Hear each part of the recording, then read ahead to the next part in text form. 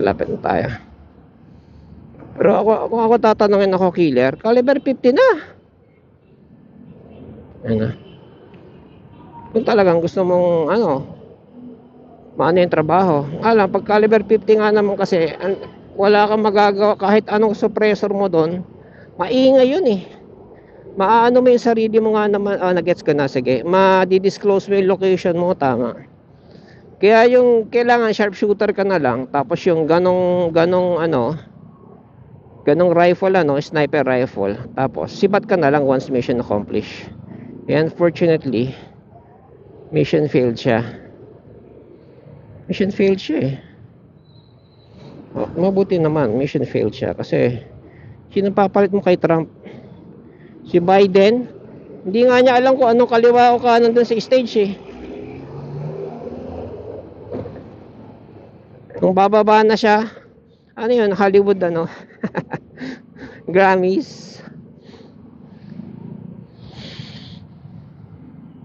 Pag nagsasalita siya, sabi nila kasi na-stroke na daw yun. O baka kung ano ng gamot maintenance iniinom nung kaya naluto na rin yung utak niya. So isa pa yung mga nagko-control sa politician, yung mga Rockefeller, yung mga Vanguard, ganyan mas madali nga namang makontrol. Si Trump, paano mo makokontrol yan? Billionaire, multi-billionaire na yan, diba? Basta nasa 8 1, 2, 3, 4 nasa siyam na 0 na yung nasa 10 digit na yung, hindi lang 10 nasa 11 digit 11 digit na yung asset, yung puta. Hindi mo na yan basta-basta tawag nun, mababarayad para makontrol or matatakot. Exactly, yun ang ginawa nila, panakot. Actually, pwede rin ganon, takutin mo, taplisan mo lang tapos tinumba rin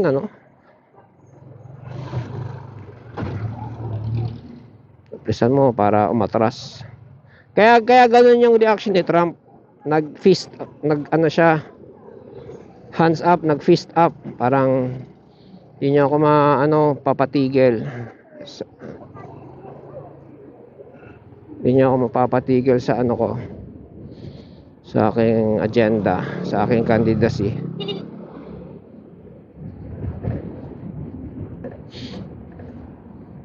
Hindi niya makukuha sa mga padaplis-daplis na yan. Kaya ganun ang reaction ni Trump. Kasi nga dahil sa hinagingan siya, alam niya na pananakot lang yon. Pwedeng ganong angulo, di ba? Yung tenga ko nakatupi pa rin. Nakatupi sa loob ng balaklava. Tapos iniipit ng helmet ng nakatupi. Ganito yung pakaramdam pag mainit yung tenga mo during session. Gaano katagal ba ako nag-judo? Tagal din. Hindi kasi ako nagpapapromote. Wala akong plan na pumunta ng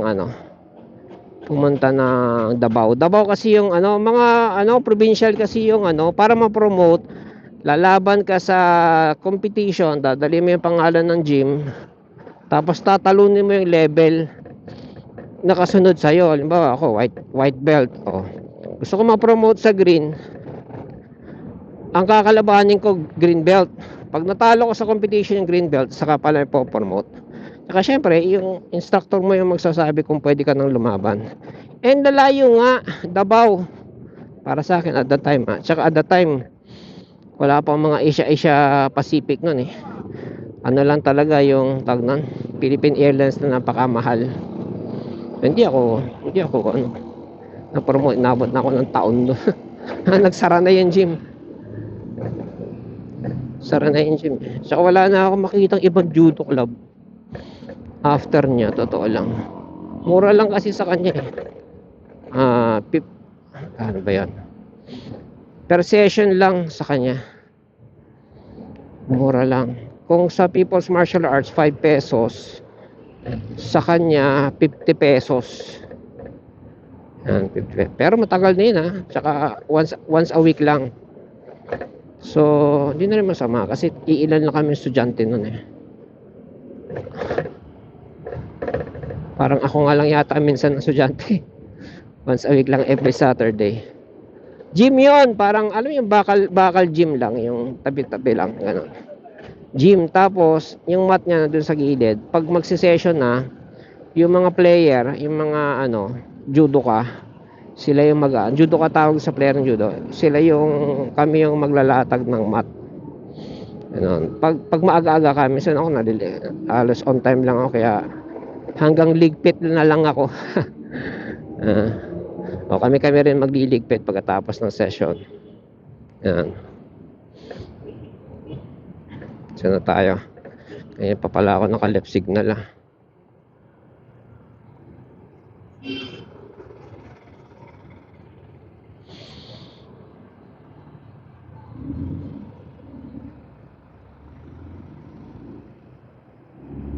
Surprisingly exhausting. Ako teenager pa lang ako noon eh. 19 ganyan. Surprisingly exhausting mag-judo. Kasi mainit yung mainit yung gi. Dati ang tawag ko doon, hindi gi ang tawag ko doon eh, kimono. Alam mo ko yung kimono ko ah. Hindi palagi kimono ang proper name. Ang proper name ng gi, G-H-I-E. Yan, gi ang pangalan. Kimono kasi Japanese traditional yan eh, clothing, ang kimono. Pang babae, pang lalaki, ganyan. Init.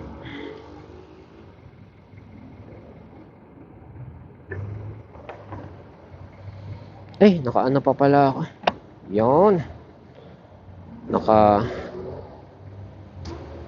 Tawag na.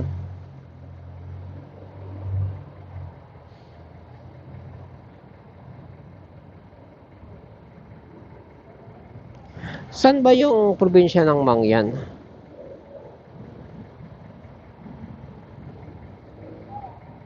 Ayan ang pagkain binibigay sa kanila ng tao.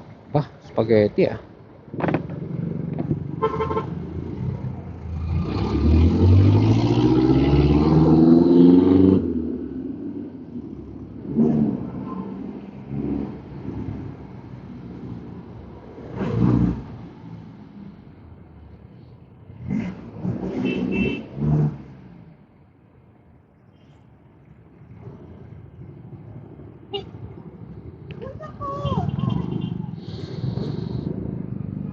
Nababahing ako.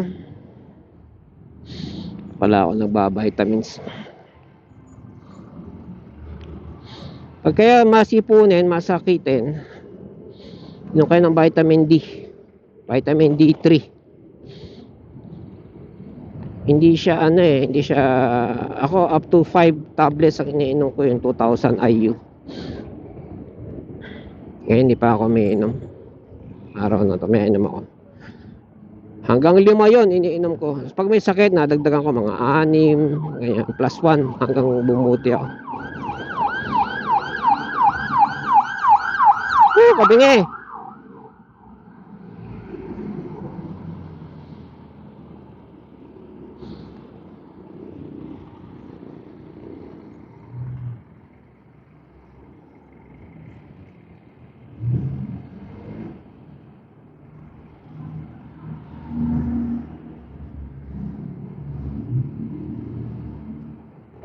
Kanan tayo dito.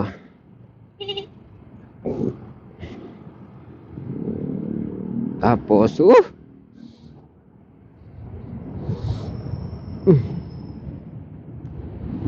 sarap.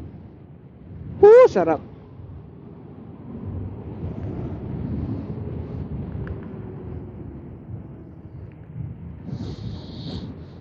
Kanina dun sa GC namin ng mga e-bike, mga e-bike, motorcycle, bike, electric motorcycle, mga ganyan, mga 10 kilowatts binibenta niya. Pero second hand na, pero maganda pa.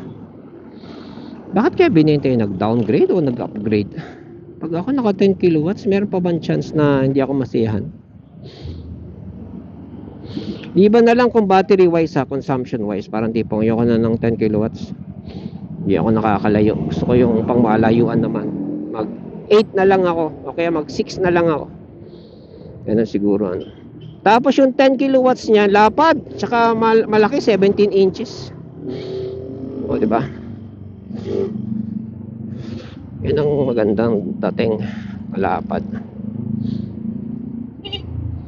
Ako kasi gusto ko malapad eh. For safety, for traction, for braking, stopping power. Yan, malapad. Big bike nasa likod ko ah. Ito, big bike. Oh, hato tayo.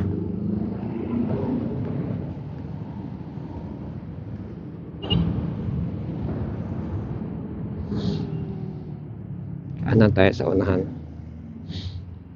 Hindi pala, big bike nga. Oh, big bike yun. Nagre-revolution eh. Re-redon na lang.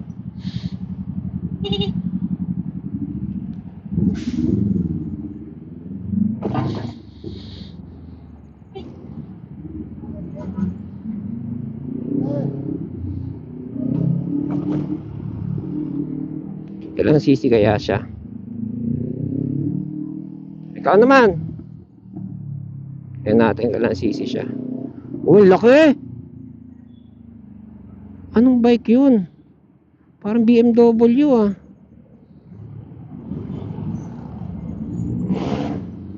Low key ah, low key.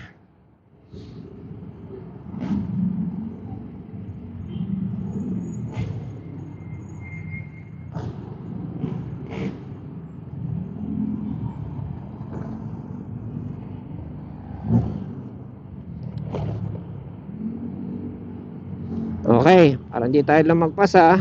Oras na ba? Time check 4:55. Pag nandito na 5 to 10 minutes, nandun na tayo. Pag nasa circle na. Pag parating mo pinupuntahan, parang nawawala yung kalayuan niya eh, no? So ibig sabihin, kung try ko magpunta ng Tanay, Sampaloc, at magbabalik-balik ako doon araw-araw for 1 week, kaya nito magiging malapit na yun eventually, ano?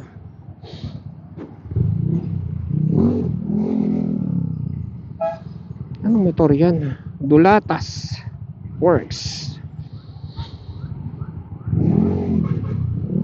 Oo, may sarap ka ng gusto. Anong motor yan?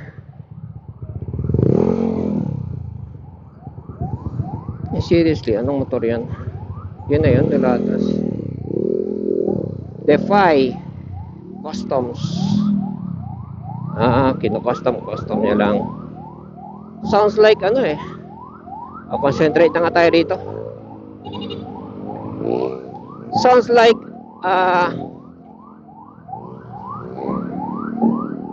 concentrate. Maharlika. Okay, pang-apat ah. Itong Maharlika na to, tingnan natin ano sunod. Pwede pa, dito na nga lang tayo sa gilid. Maharlika, Quezon Avenue, I think, sunod dito.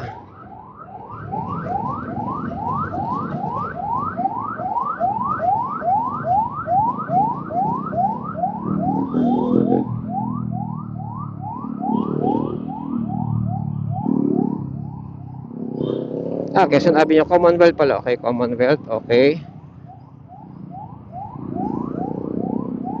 That's 1. That's 2 pala, Commonwealth. Dalawa na lang.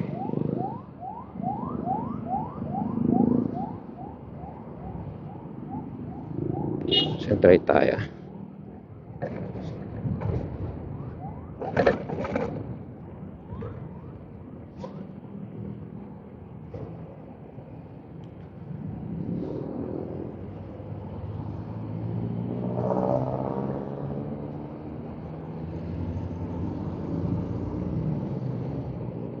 Next, Visayas, okay. So, Commonwealth, Visayas, okay. I think malapit na. Susunod na. Yan, ang pala tandaan ko. Yung waiting shade na ano.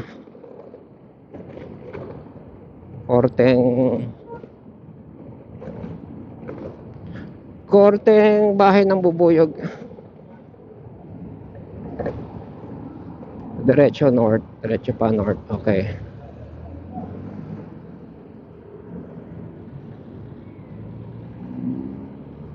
Sayas. Sunod na north. Yan. North na tayo.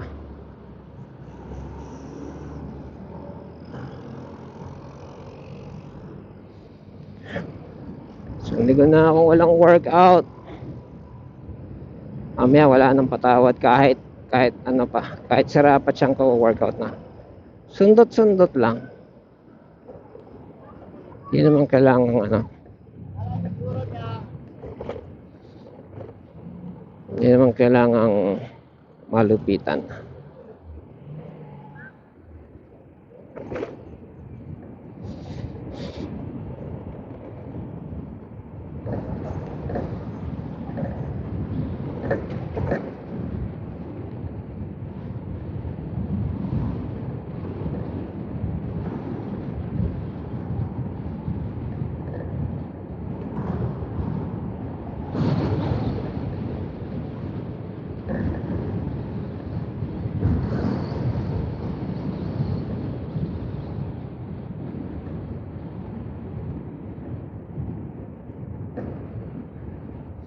Yung kumakalog dito sa ilalim, naririnig nyo, battery yan eh.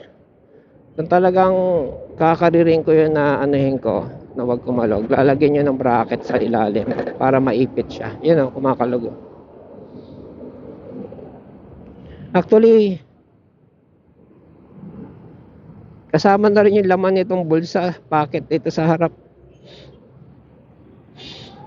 Yung pala yun. Yung mga ano ko rito, spray.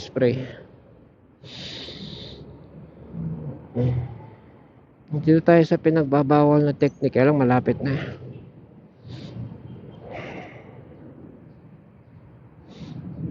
Time check 49 4:49. Oras ba ako umalis? Grabe, nakago na yan.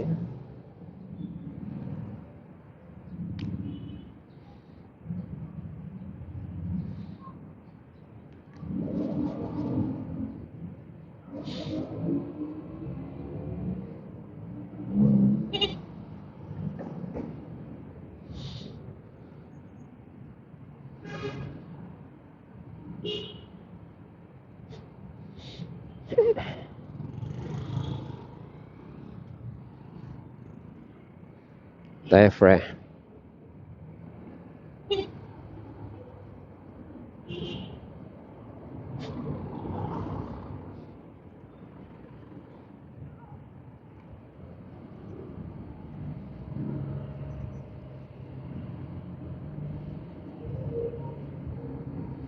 Yun o, pinagbabawan. Hindi, konti na lang eh.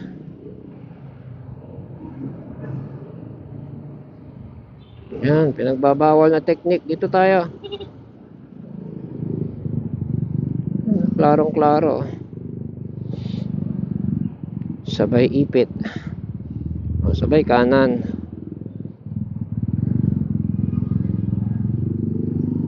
Hyundai Sonata. Ito daw ay hybrid. Totoo ba yun?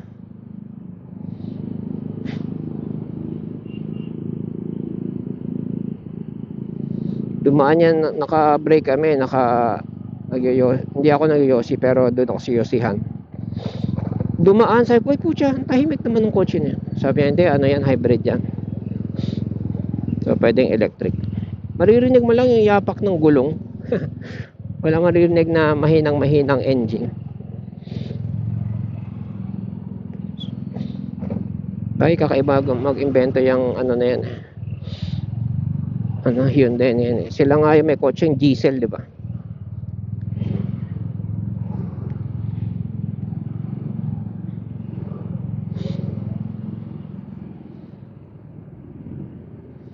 Kotse mo diesel, di ang tipid noon, biglang tinaasan yung diesel, yun lang.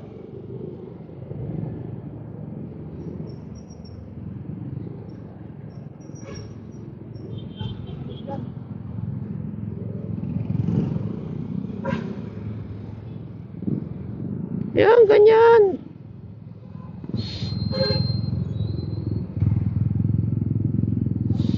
How to train your dragon.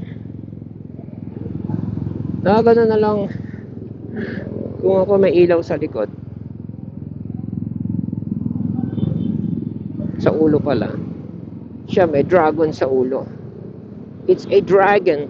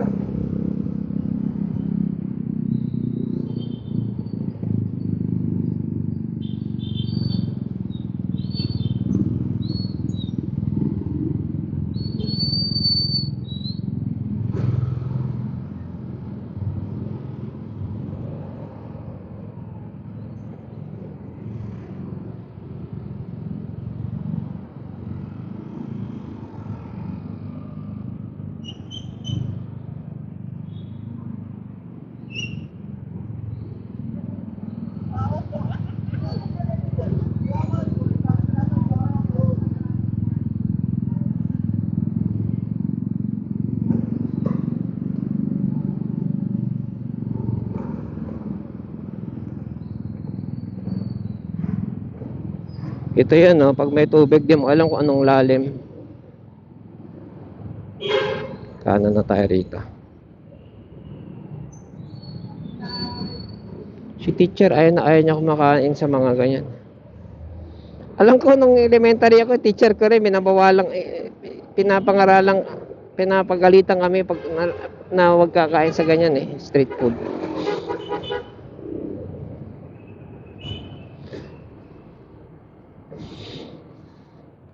Lalo yung mga scramble, ganyan.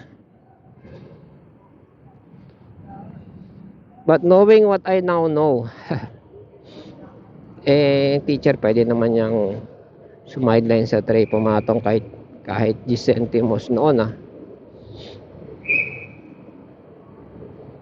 Sabi niya, scramble na yan, kadiri yan. Yan. Pinagkukuskus niyan kasi mano-mano yung kuskus nga naman ng yelo. Yung pawis niyan kasama na, di ba sa India, ganun kinakamay pa nga nila sa India. Ni-discourage na. Kaya si teacher, hindi yan kumakain sa ganun.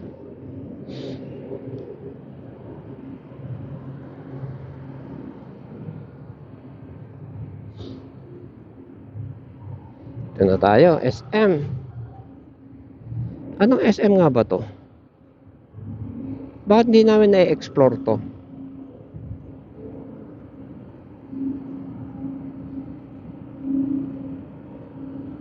Anong SM ba to? Putek, SM Annex to. Asan ba kami? North? Oo. SM Annex pala to. SM North. Hindi ko naisip yun na Annex pala tayo all this time.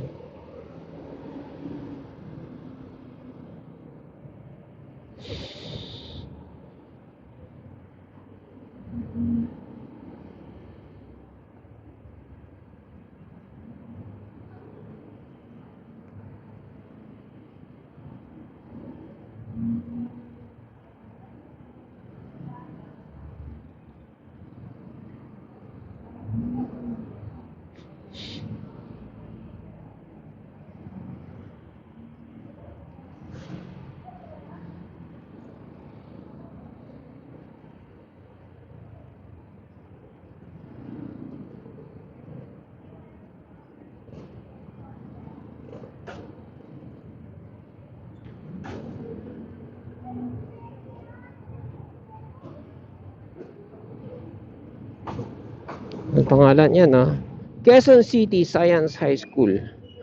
Malupitang school daw ito. Mga gumagraduate dito natatanggap sa UP. Matatalino daw yung mga estudyante rito. Ito ba yan? Is that true?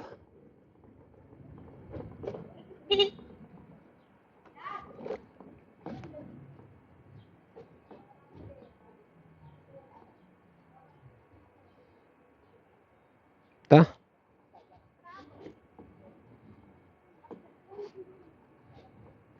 Di mo susutin yan? Ha? Di mo susutin yan? Bakit? May laman? Hindi, helmet mo. Ha? Helmet mo. Actually, gusto kong hubarin to eh. Ha? Uhubarin ko tong init. Sige. Ito, susutin mo.